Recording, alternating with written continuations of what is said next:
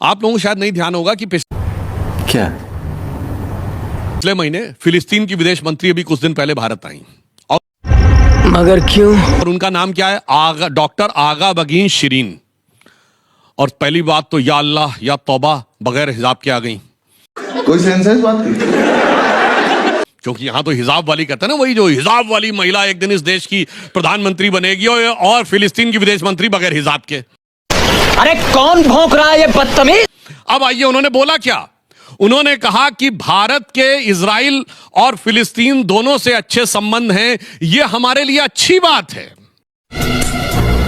चुप कर बे कुत्ते। अब सुनिए, ये तो अभी सिर्फ जूता भिगोया उन्होंने, आगे जो मारा वो समझिए। उन्होंने कहा कि भारत के इजराइल के साथ जो स्ट्रेटेजिक संबंध है उसकी बाध्यता हम समझते हैं, और अरब वर्ल्ड के साथ जो स्ट्रेटेजिक संबंध है उसकी बाध्यता हम समझते हैं। अरे झूठ बोल रहा है, ये झूठ बोल रहा है। मगर हमें लगता है कि एक ऐसा देश है जिसपे दोनों का विश्वास है, इसलिए टू नेशन थ्योरी, यानी जो मानते हैं ना कि इजराइल और फिलिस्तीन साथ में रहेगा, उसका समाधान निकालने में भारत एक महत्वपूर्ण भूमिका अदा कर सकता हैं? ये क्या हो गया?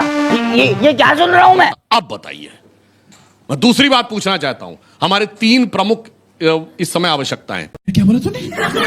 पहली, कि युद्ध के मुकाबले शांति रहे यथासंभव। दूसरा, समझ रहे हो?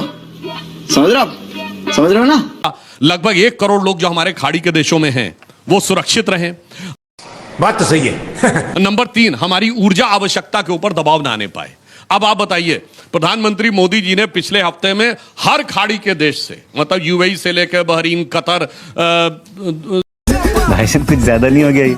मतलब कुछ भी, सबसे जाके उनके अध्यक्षों से बात की। कल ही ईरान के राष्ट्रपति से बात की। नहीं, ऐसा नहीं हो सकता। कह दो कि ये झूठ है।